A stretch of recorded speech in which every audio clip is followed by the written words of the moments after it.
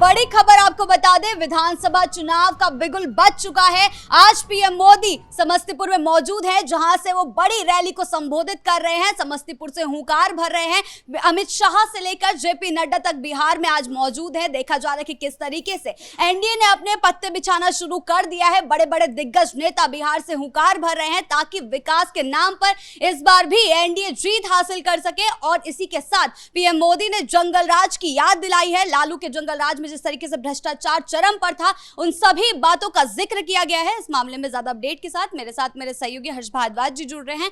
Sir, आज PM Modi ने हुंकार भरी है और सीधा सीधा जंगल राज की छवि जो है याद दिलाई है। देखिए, प्रधानमंत्री नरेंद्र मोदी ने कई बड़ी बातें बोली हैं और इस बातों का असर कहीं ना कहीं जनता पर पड़ेगा ही पड़ेगा, क्योंकि प्रधानमंत्री नरेंद्र मोदी जब भी बोलते हैं तो जनता उन्हें बखूबी सुनती है।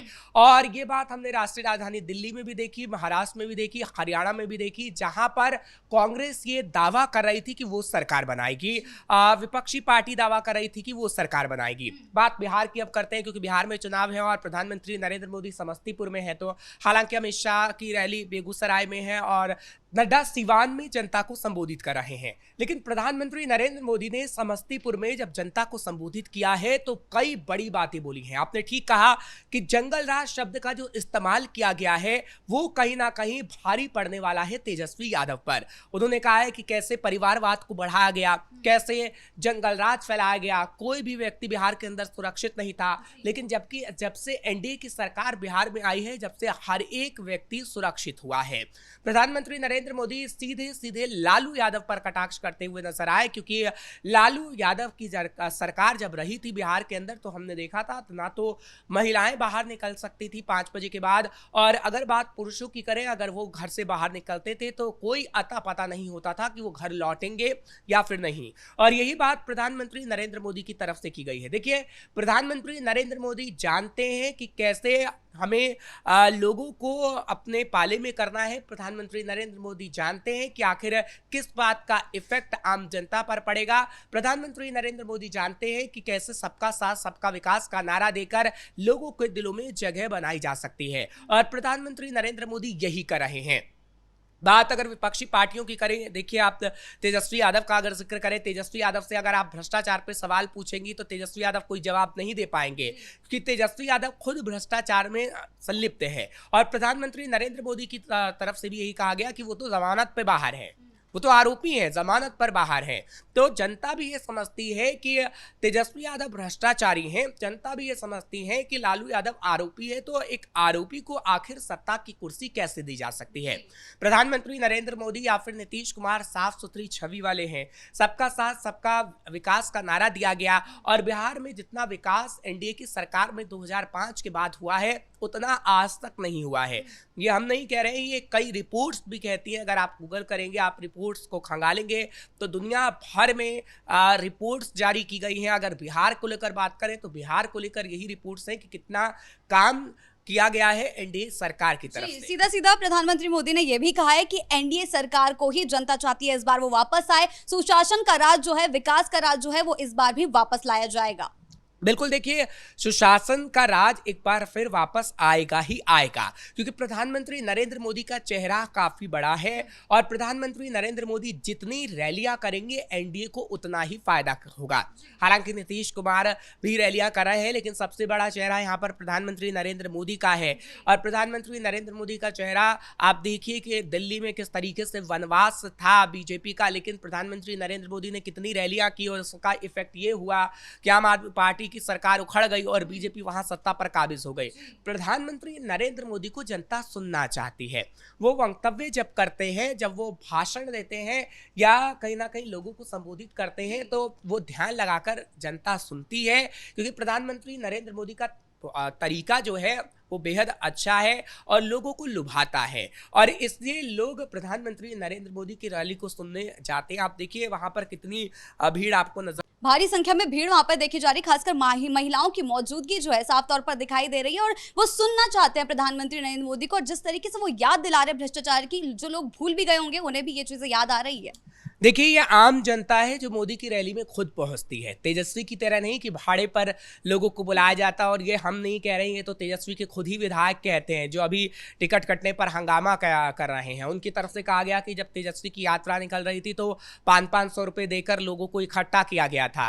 लेकिन प्रधानमंत्री नरेंद्र मोदी की रैली में खुद लोग आते हैं। और आपने ठीक कहा कि महिलाओं की तादाद जितनी बिहार के अंदर प्रधानमंत्री नरेंद्र मोदी की रैली में दिख रही है, वही महिलाएं जिताने का काम एनडीए को करेंगी। और ऐसा 2020 में भी हुआ था, ऐसा 2005 के बाद लगातार हुआ है, क्योंकि महिलाओं के लिए जितनी योजनाएं एनडीए की सरकार ने लागू की है बिहार के अंदर, महिलाएं समझ चुकी हैं कि एनडीए की सरकार आएगी तभी उनका भला हो पाएगा, एनडीए की सरकार आएगी तभी वो सुरक्षित रह पाएंगे। अगर गलती से तेजस्वी की सरकार आ गई तो ना तो सुरक्षित रह पाएंगी, ना तो उन्हें रोजगार मिल पाएगा। क्योंकि अभी बिहार में देखिए बहुत चीजें बदल गई हैं, हर एक महिला रोजगार से जुड़ रही है, हर एक महिला को रोजगार मिल रहा है और वो चाहती है कि अपने घर को चलाने के लिए उन्हें रोजगार मिले। देखिए बिहार में क्या होता था, जब लालू यादव की सरकार थी तो पुरुष तो वहां बिहार में रहते ही नहीं थे, वो अलग जगह पर जाकर नौकरी करते थे और महिलाएं असुरक्षित बिहार के अंदर रहती थी।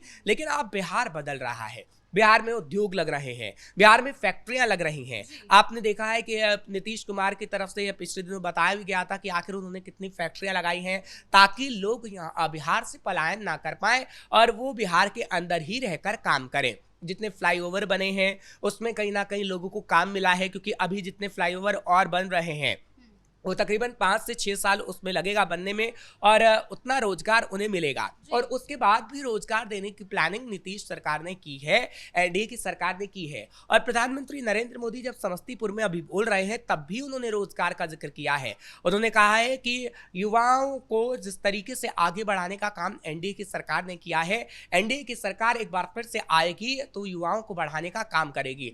यानी आप ये कह सकते हैं कि युवाओं को साधा गया है, महिलाओं को साधा गया है, बात दलितों की भी की गई है और बात अल्पसंख्यकों की भी की गई है, क्योंकि अल्पसंख्यकों को किस तरीके से धोखा देने का काम तेजस्वी ने किया है वो प्रधानमंत्री नरेंद्र मोदी बता रहे हैं। आपने देखा कि अभी जब हम जिक्र कर रहे थे मुकेश सहनी का, कि मुकेश सहनी को उप मुख्यमंत्री की दावेदारी दे दी गई और कहा गया कि जब सरकार बनेगी तो उप मुख्यमंत्री मुकेश सहनी बनेंगे। आप तो कह रहे थे कि उप मुख्यमंत्री हम मुसलमान को बनाएंगे, आप तो कह रहे थे कि एक मुसलमान होगा जो उच्च पद पर होगा या फिर मुख्यमंत्री होगा या उप मुख्यमंत्री होगा। अब आपकी बातें कहाँ गई? क्योंकि 18% तो उनकी जनसंख्या है बिहार के अंदर, तब आपने उनको क्यों तवज्जो नहीं दी गई? और प्रधानमंत्री नरेंद्र मोदी इशारों में यही कह रहे हैं कि अल्पसंख्यकों से झूठे वादे किए गए, अल्पसंख्यकों के साथ साथ दलितों के लिए भी ये कहा गया कि दलितों से भी झूठे वादे किए गए।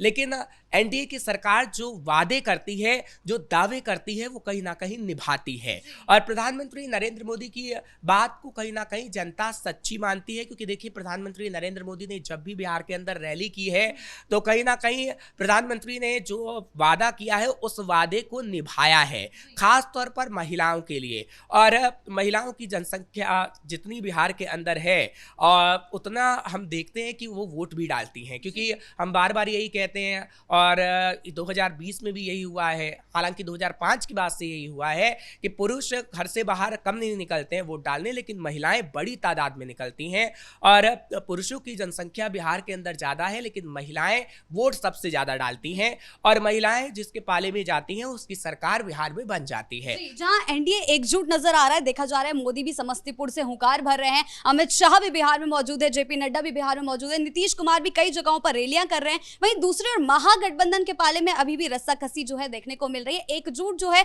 अब बड़ी मुश्किल से वो अपने आप को दिखा पाए हैं, पर वो भी मजबूरी के नाम पर दिखाई दे रही है। देखिए मजबूरी तो होगी ही, आपके पास बताने को बिहार की जनता के पास कुछ भी नहीं है।